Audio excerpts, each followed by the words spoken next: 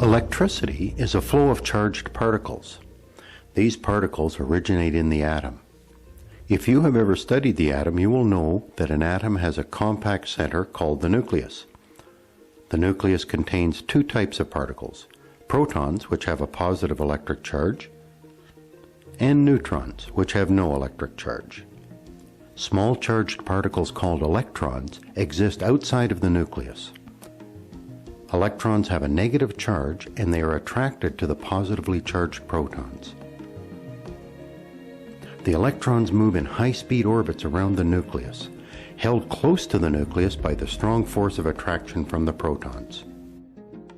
You can witness this force by rubbing a balloon on fabric, creating an imbalance of electrons and protons. Small pieces of paper will stand up and jump to the negatively charged balloon. Scientists call this static electricity because the charge doesn't move, it stays on the balloon. Two negatively charged balloons repel one another. The like charges on each balloon repel. This force can cause electrons to move from one place to another. When electrons flow between 2 points, we call this electricity. One of the most dramatic effects of electricity is a lightning strike.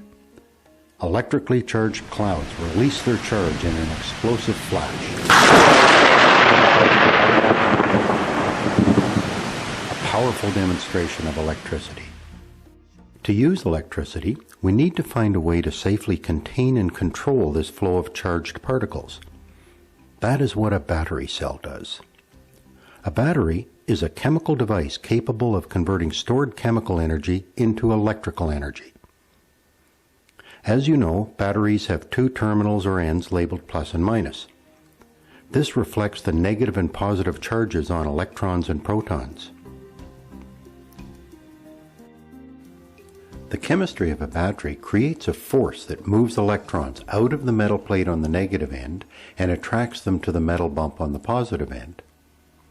Electrons will start to move from minus to plus if the right kind of material is connected to the battery. Materials that allow electricity to travel through them are called conductors. Most metals are good conductors of electricity. Copper is the most common metal used in wires. In this animation, a conductor is connected to each terminal of a battery. Electrons start to move, traveling from the negative terminal towards the positive terminal. This is electricity.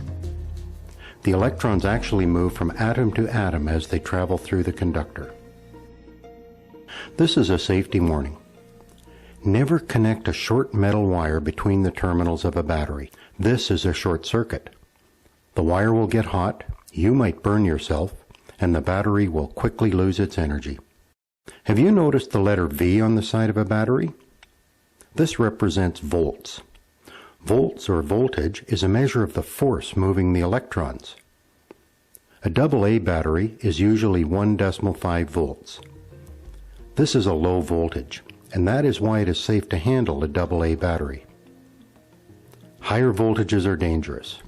Never experiment with anything that plugs into a wall outlet. Wall outlet voltages range from 120 volts to 240 volts. Extremely dangerous. Here is an example of a low voltage battery being used to create some light. Connecting a light bulb to this battery, we have created a circuit, a path for electrons to travel on. Our light bulb does two things. It introduces some resistance into the circuit, reducing the flow of electrons so that the copper wires won't get hot, and it converts electrical energy into light energy. Our circuit also demonstrates a switch, a device for turning the electricity off and on. The switch does this by creating an opening in the circuit.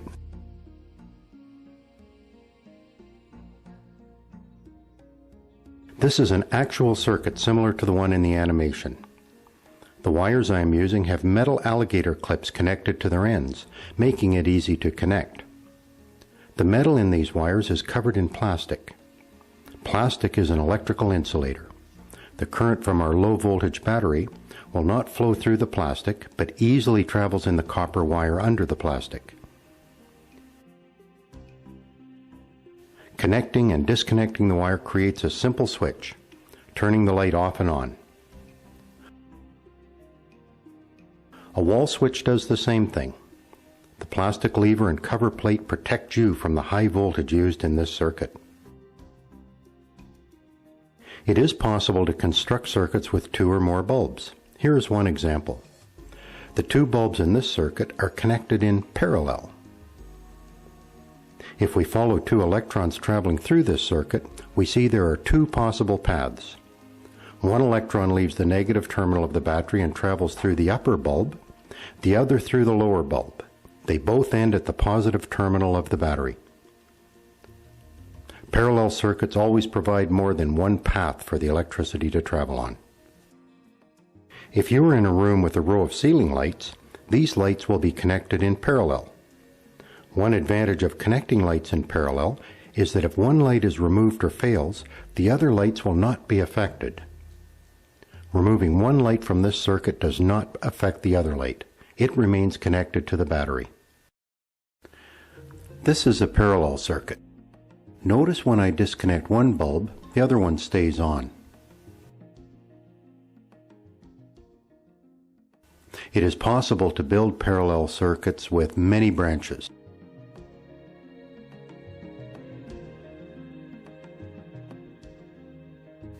This circuit also has 2 bulbs, but notice there is only one path. This is a series circuit. All electrons travel from minus to plus following the same path.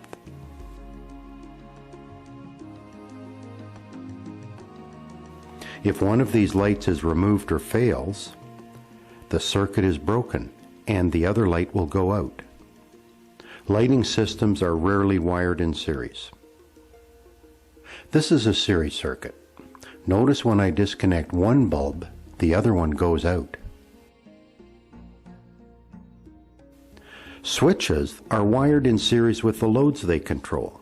In this example, our lights are the loads, and this circuit contains a series and parallel component.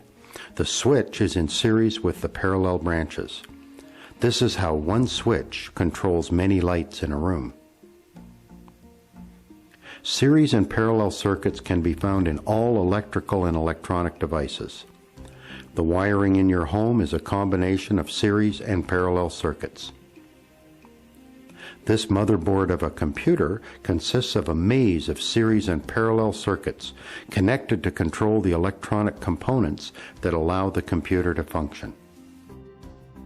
If you are interested in learning more about electricity and electronics, science and hobby supply retailers often have battery-operated electronics experimenters kits designed to let you safely learn about electricity. More science and technology-related videos can be found at our website, hylaroad.com. Follow the videos link.